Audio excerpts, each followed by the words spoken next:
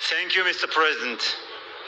Dear William, Mr. Prime Minister, ministers, please.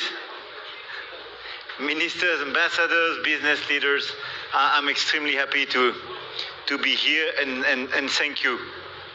Thank you very much, Mr. President, not just for welcoming us and hosting this very important meeting, a premiere, but co-chairing as well as this Africa Forward Summit. I will switch in French.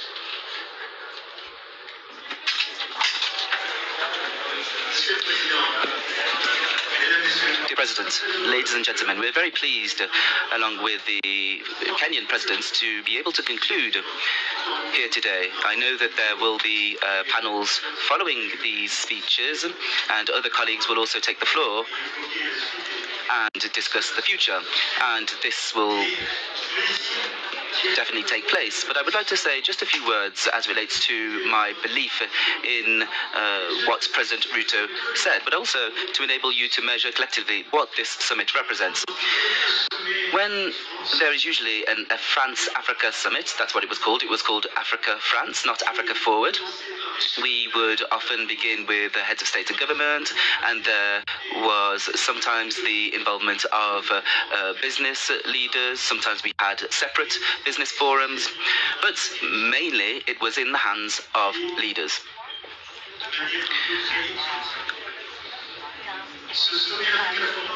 This Africa Forward Summit has placed youth at the heart of it, and we spoke to young people this morning. We spoke about youth, culture, creativity, sport, energy, health, digital tools, agriculture, and all of you have witnessed an unprecedented business forum today, which discusses Inspire, Connect, Africa Forward, and has enabled business leaders to meet, but also to amplify the voice of business leaders right from across the continent, from France and Europe, in an unprecedented fashion. And all of this will continue. And there will be a representation of some of you who will be able to have discussions with the heads of state and government who will be present tomorrow. So for this, I would like to first and foremost thank our hosts, our Kenyan hosts. Thank you to the university, all of your teams, Mr. President and the ministry, thank you very much. And the co-organizers from BPI France, Business France, Proparco. Together, you have been able to create this unprecedented moment. So well done to you and thank you.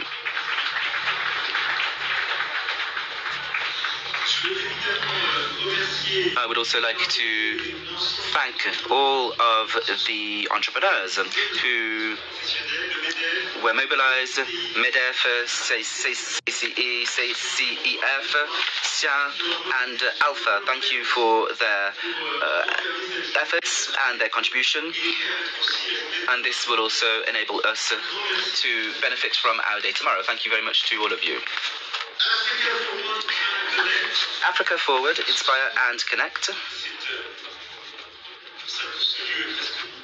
And I should say that is why this room is so full of energy.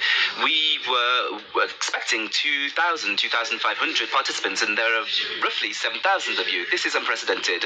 I've never seen such a business forum with as many participants. This is a clear mobilization with representation from civil society, entrepreneurship, with experts from all walks of life who have, through the 30 panels, have organized around 4 forums: Build, Trust, Innovate, Connect.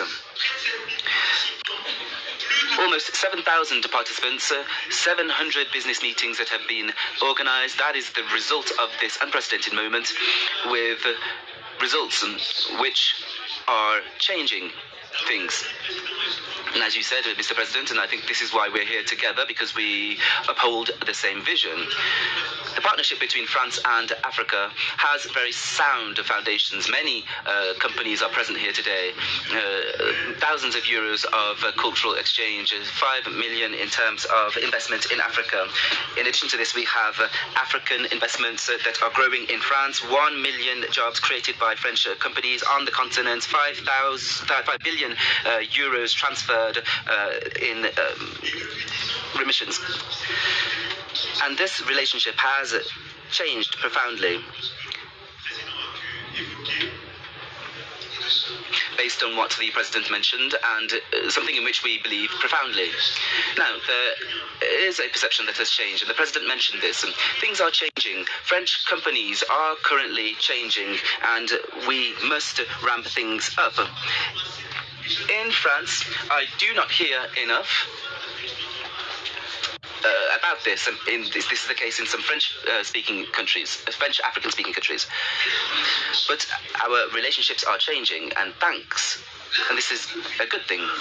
For 25 years, France has been present in Africa, and this is very normal, and it's a positive thing. France is present because for too long, too many people, and we need to say this, in large companies have thought that we are French, and therefore we have entitlement to everything. We have the arrival of the Chinese, the Turks, the Americans, many others, and other Africans who are saying we're better than you, we're more competitive than you. They've been able to take over some market share. And this has been done by people who are more competitive than us. So Africa is developing in an unprecedented fashion.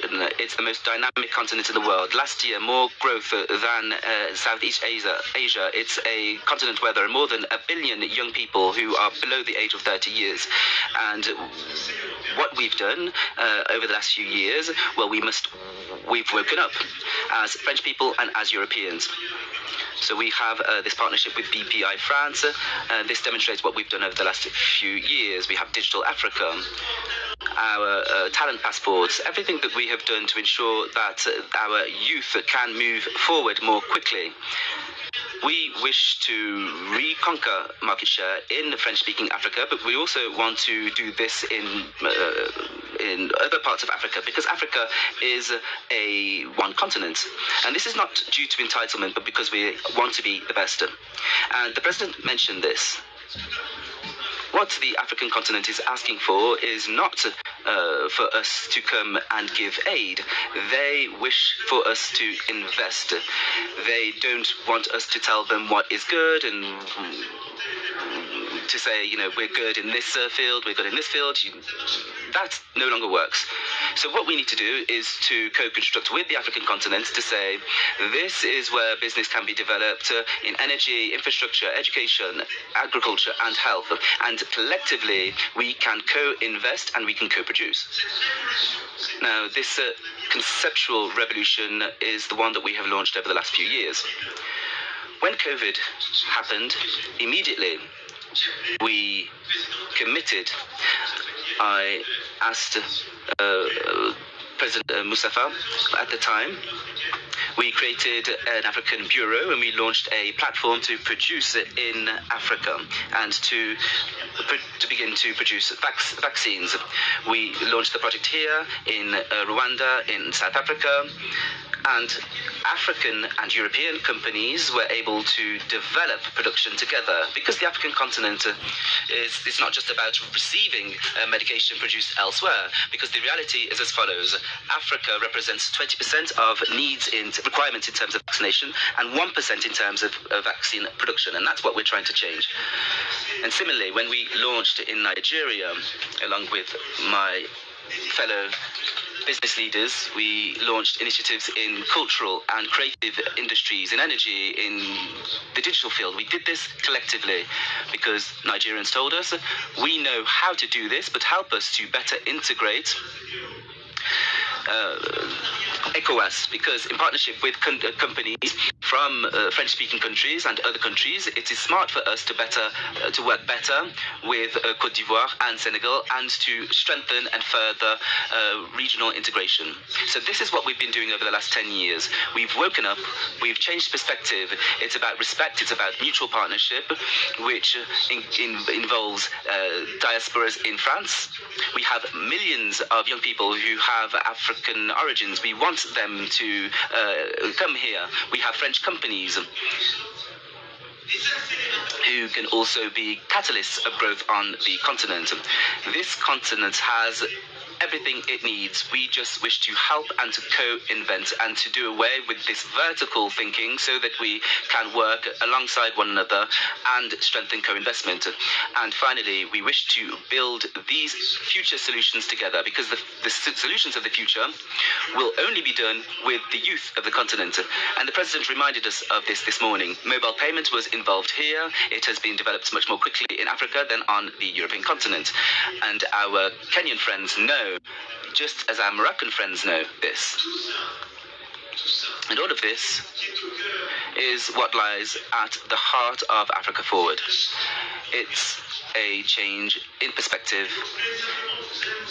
And so what I wish to announce here today is that through all of the actions that have been undertaken, we are seeing very concrete results for the African continent.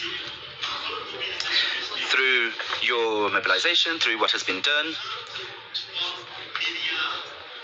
23 billion euros have been announced in investment for the African continent. 23 billion euros. These 23 billion euros represents 14 billion euros from French countries who are present, large groups, small and medium-sized enterprises that have invested 14 billion euros in the continent. And I wish to hail all of the business leaders who are behind this investment in Kenya, but in other African countries who are present here today. And this will create more than 220,000 jobs in France, in Africa, excuse me.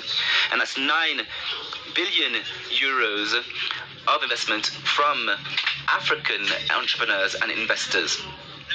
This is unprecedented, and this is exactly the mobilization that we wish to see and that we wish to ramp up. So, a huge round of applause for all of you present here today for this very extraordinary result. And I would like to thank the French companies who have taken action. We mentioned Orange, we mentioned Canal+, we have the companies that work in the health sector, such as Castel and others, as Sudvica. We have companies present in all sectors. We have family companies, we have SMEs. You have all played the game brilliantly. We have companies from all different regions who are present, but I'm very happy that you are here. Besides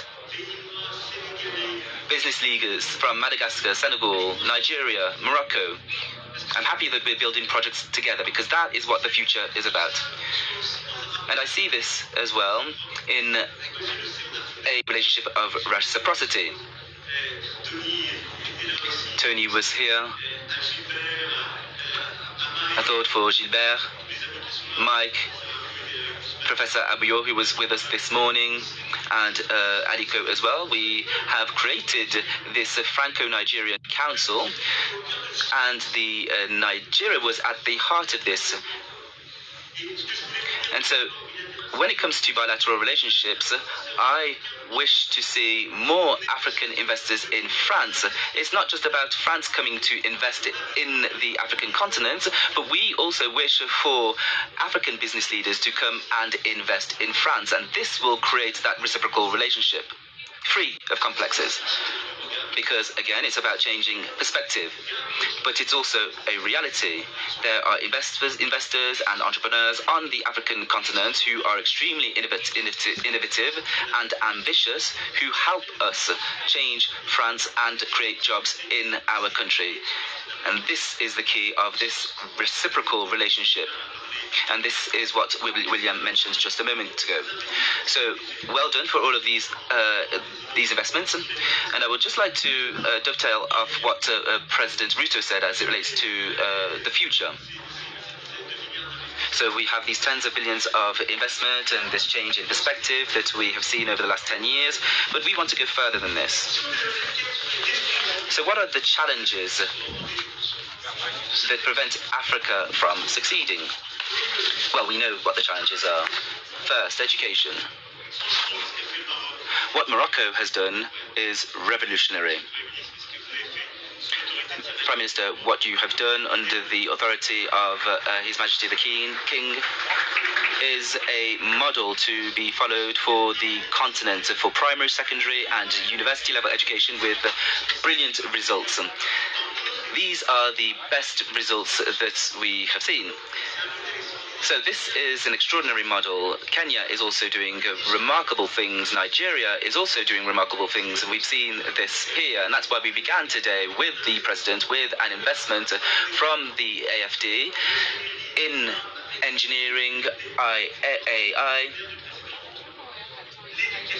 education. Now, energy. We have this battle. We need for the African continent to transform its energy. There are extraordinary treasures, hydroelectricity, and I'm thinking about the Democratic Republic of the Congo with major projects that are being undertaken in the DRC and in the Republic of Congo. And I'm thinking about hydrocarbons. Algeria has a huge development potential with investors, entrepreneurs who can make Algeria the El Dorado of the future for transition, not just for the African continent, but for the entire Mediterranean. There is also the will to develop a civil nuclear field as well. So we have energy entrepreneurs present here, and we will wish to partner with you as part of this development. The third thing, infrastructure. This was mentioned. Digital infrastructure, transportation infrastructure, energy infrastructure. This is key for developing the economies of your countries, but it's key for the sovereignty of the African continent. We share this challenge. We said this morning with the President that we also wish for our own sovereignty over our infrastructure, just like you. So education, energy, infrastructure, and a structured economy. That's the fourth challenge.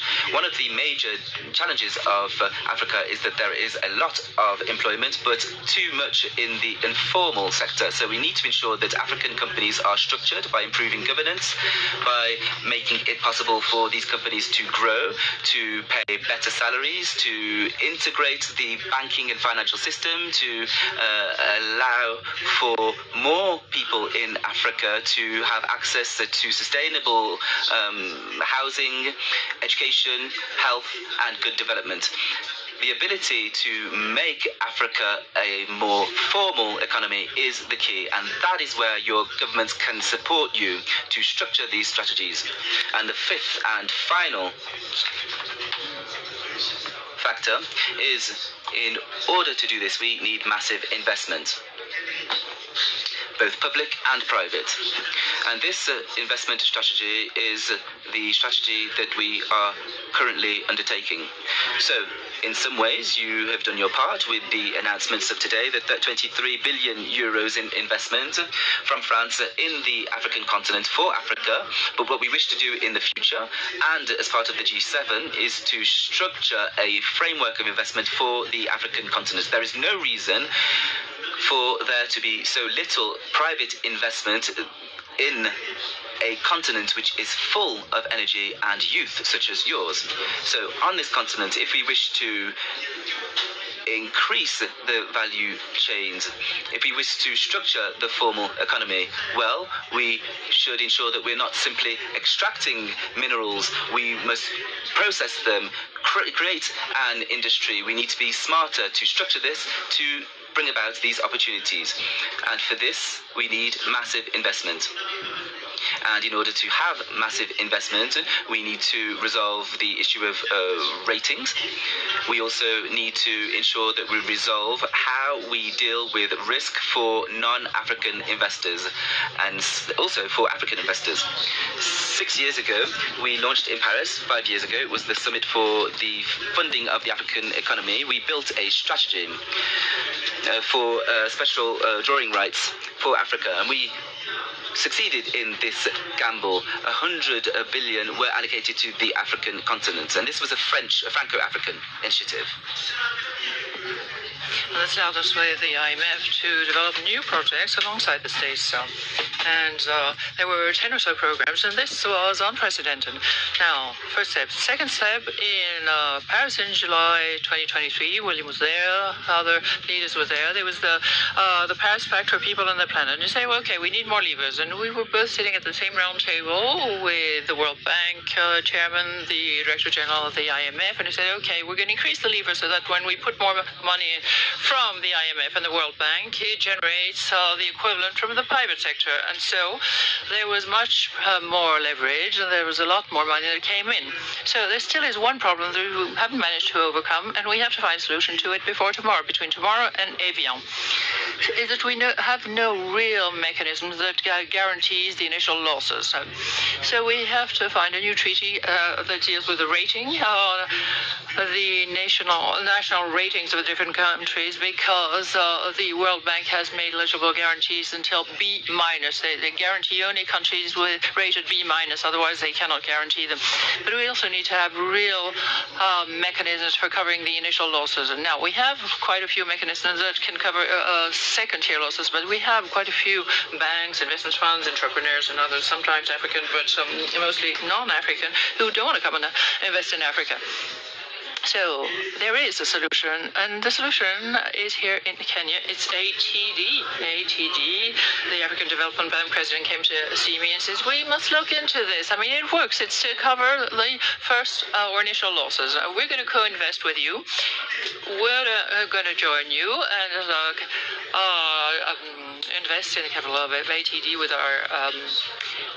our capital, and we're going to structure with our African friends and with William.